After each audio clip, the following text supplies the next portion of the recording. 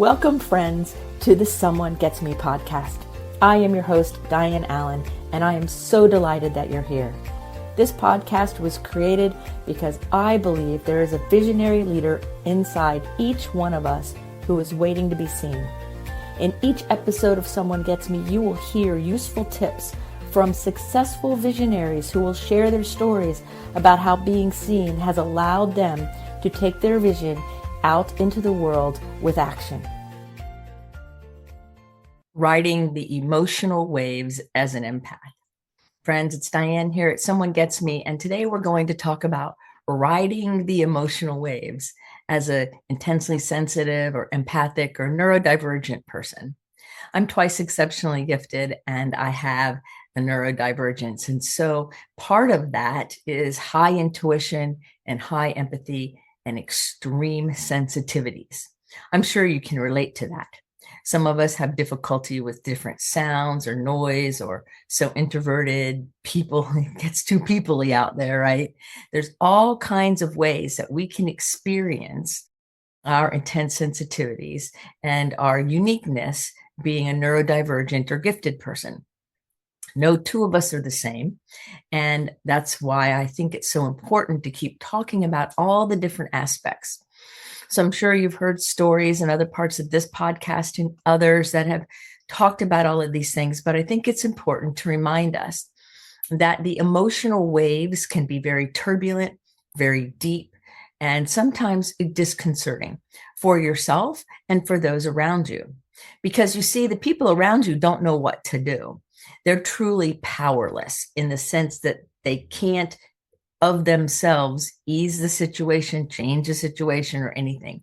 They can simply support and love you as you ride the wave. And sometimes it feels more like a tornado. Yeah. So I want to talk about how we ride the wave, what to do, and to understand that there's nothing wrong with you. Now, in my entire life, which is several decades long now, I've had a lot of experience with riding these intense emotional waves. When I was younger, nobody understood, including me. I used to walk around thinking everything was wrong with me and why couldn't I do anything right? Well, I learned later that that isn't quite true, and that really it's what's right with me. It's my intense intuition and my empathy that makes me as excellent as I am at my work. So I don't know which picked me first. Did I choose the work or did the work choose me? But what I do know is one of my unique abilities is this intense sensitivity and intuition and empathic ability. But the waves go like this for me and most of my clients and people I know just in general talking is we're going along just fine, right? Waters are smooth. And then all of a sudden it gets a little choppy. Now, if I was out racing a sailboat and it started getting a little choppy, we would maybe change the sails or change our tactics, or we would make some adjustment, especially if we were racing, because the waves being choppy means the wind is picking up. So for me, what I notice when things feel a little choppy or disconnected, I realize, okay, there's stressors that are picking up. There's internal, maybe messaging or old beliefs, or maybe there's external pressures happening that are making things a little bit choppy. So think about your life and think about how things are going smooth. And then all of a sudden, or maybe gradually, things get a little choppy. They get a little difficult. In sailboat racing, the boats load up. There's a lot more effort that goes into keeping the boat stable and going in the direction we want it to, especially if we're racing. And there's all of factors that we're on the same boat, but everything shifts. So in your neurology and in your biology and your own physical being, you're still going in the same direction, but everything seems to shift because your very sensitive neurodivergent self is trying to manage something that it's giving you signals or it's having struggle with, whether it's overstimulation or too much pressure or old belief system bleeding in. It still is adding that choppiness to your life. And that's not necessarily going to help any. Now, if you don't listen to that right away, and as I say to myself and others, whisper, roar, or 2x4. So the whisper is feeling a little off. The roar is when it gets really choppy. And the 2x4 is when we have what I call a tolerance break or a meltdown. Now, sometimes it's a day of crying or depression or overeating or undereating or doing something to try to get the system to regulate again. And most often, unless we're skilled at knowing what to do, we do something that's not as healthy as we would otherwise choose. So when we're in those places, it's really important, I believe, to say, okay, how can I be heard? And how can I feel connected to others, even when my system's having a hard time doing that? And so it's incredibly important that you have people in your life that actually hear you. They may not totally understand, and they hear you. Now, that you want people in your life to hear what you're saying, but we also want people in our lives to hear what we're not saying, what's not being verbalized. Because when a neurodivergent person gets overstimulated, sometimes words are difficult, or sometimes a word is used in a different manner than we would think. And so it gets all confusing. Or sometimes you don't want to have to totally explain everything. You just want someone to hear you. They don't even have to fix anything. I had a gentleman I was dating years ago, and every time I would say something about how I was feeling, he would try to fix it. And I finally said, you don't need to fix me or fix the problem unless I ask for your assistance.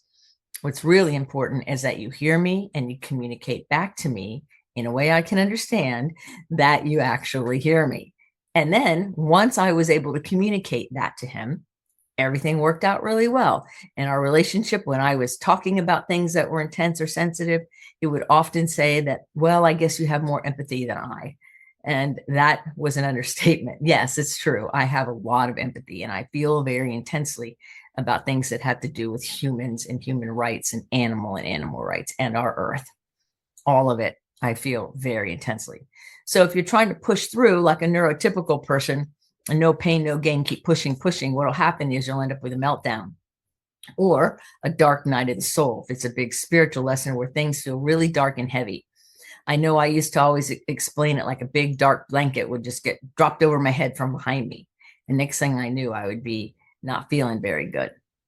Now, I'm sure you've experienced this too. I know I'm not the only one who goes through these things. And so we go through the darkness, but the key is to keep moving. Keep moving, keep moving, keep moving. That means be open and receptive. That means take care of yourself, meditate, walk, hang out in nature, talk to only trusted people who you really know can connect with you. Don't go to empty wells for water, and allow yourself to walk through whatever the dark difficulty is. Because here's one thing for sure. If you keep walking, and you honor who you are because you are very unique and special and perfect in your own right. What happens is one day, boom, just like that, it lifts and you feel amazing and bright and you have great ideas and your inspiration is back, almost like that gooky, choppy darkness never even existed. Because what happens is when you do that and you keep walking through it, whatever that old stuff that needed to be cleaned out got cleaned out of your essence, of your energy, of your body. And now you're lighter. I know years ago I had a really dark time and I really thought I was broken. It was bad. And I knew how to get out of it mentally, but it was hard on my own, because we need people in our lives. And finally, one of my sailing friends came over to the house and said, "What is wrong with you? We haven't heard from you or seen you." And she was absolutely the last person that I thought was paying attention. Absolutely. I would never have guessed it. But because of that conversation, I said, this is the darkness I'm going through. And it was a really big spiritual epiphany evolution time. But as soon as I was able to connect with others and process and talk about it, my whole world changed for the better. And all of that darkness was totally worth it. Though when we're in it, it feels hopeless sometimes, or like I'll never get out of it, or I'm stuck here forever, or what happens if this is all there is? Our brain says all kinds of things. But the truth is, part of our transformation, our evolution, our health, our well-being as humans, and particularly those of us who are neurodivergent, is to experience all there is to experience and continue to uplift ourselves and transform ourselves so that ourselves and the whole world around us gets the blessing, gets the goodness, gets the yumminess of knowing that we've freed ourselves from whatever the stuff is. Now, that stuck feeling, that dark feeling, may not always have words to it. Sometimes you might feel just heavy and sticky, and you may not know what it is. Somebody might say, "How are you feeling?" or "What is it?" You'll say, "I don't know." And you're right, because a lot of it's nonverbal. So that's why I say keep moving. It's breathe, keep moving, not to run away, but to go through in order to come out. Because when we go through in order to come out, we transcend and then we transform like an alchemist, all of the base feelings and stuff that's in there. And really, that's what we want to do. We want to give ourselves permission to say, life is cruising right along and we're doing good and everything's wonderful. And then boom, something can happen fast, or it can be slow progression. Maybe not sleeping well, or maybe just external stress, or maybe just overthinking yourself into this kind of choppy situation. So when things feel a little choppy or a little off or a little off kilter, then that's a time to start slowing down and breathing and saying, okay, what do I want to do? How do I want to handle this? Now, sometimes it's not always easy just to slow down. Sometimes that's not as easy as it sounds, but we want to find protected, dedicated time for ourselves. I know I get challenged with that sometimes, with what am I going to do to take care of myself along the journey of writing books and doing this podcast and working with my clients and creating amazing things. And it's really fun to do all that. I love my work. I don't even call it work because it's so much fun, and it still takes energy. So you can be doing something you love all the time, and at the same time, we want to take a little bit of a break or a little bit of a rest. There's all different kinds of rest that we can take in order to feel amazing and on point. So the point here is that we have emotional waves. All of us do. We live on a sine wave. The more neurodivergent or intensely sensitive or maybe empathic that you might be, the more intense some of these waves might be. Now, I know I called another gifted friend of mine years ago, and I said, "Oh boy, am I feeling it today." And you know what she said? She said, "Oh, you're just in the tornado. Just keep riding the ride and it will drop you in a minute. And then you'll wait, you'll open your eyes and the world will be different and it will be great." And so when she said that at first, I'm like, "Really? Ride the ride. I'm exhausted. I'm tired. This feels really yucky." But she was right. Because the moment I let myself surrender to the ride and let myself woo around with the tornado, then when it did stop, things were different, all for the better. Same thing with riding the waves. When I ride my emotional wave, people sometimes don't get it. I don't expect them to, though. I used to expect them to, but I don't anymore. And when I have people that I'm working with or friends that are riding their emotional waves, it might be a little tricky, right? Or they might be having a hard time. I had a coworker that was shutting down at work and having difficulty. And so we talked about it. And I said, it's okay to be shut down.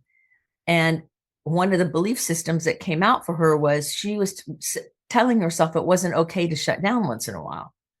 And in her work, there's a lot of emergencies to deal with. And sometimes shutting the emotions down because of her very intensely sensitive self, being neurodivergent, she could give herself permission to tend to her work and do what she needed to while preserving her emotions.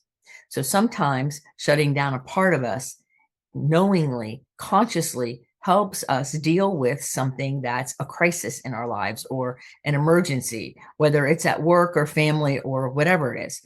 We want to be able to know that we have full command of our faculties. We can be fully in, fully awake, fully alive, all of us showing up. And we also can choose different parts of us that we may want to put on the side, not get rid of or hide, but not have them be necessarily in the forefront. So when I'm dealing with a crisis, when I worked for years in crisis management in psychiatric hospitals and talking people down on bridges and things like that, when I had to do those kinds of things, my intensely sensitive self was really feeling it.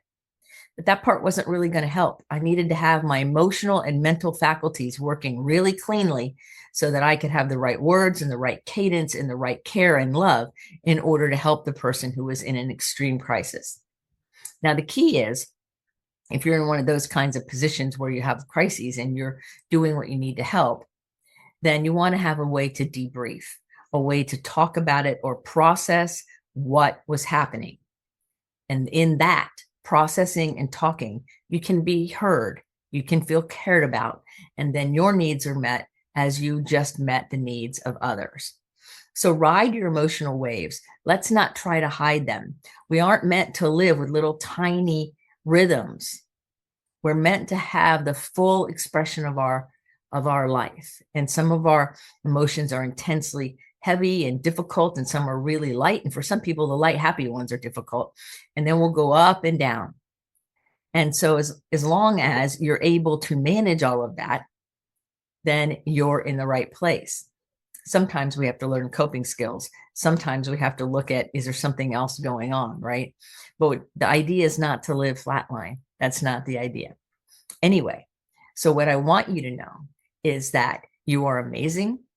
You are uniquely perfect just the way you are. So just know that, okay? So in the meantime, if you have any questions or you want to talk to me about this or any other topic, schedule a get to know you call. I am happy to spend some time with you so that we can discuss and experience and hear each other. I'm here for you, as I always have been and will be as long as I'm sucking air. So this is Dianne at Someone Gets Me saying, remember to keep your face to the sun so the shadows fall behind you, because you're a rock star.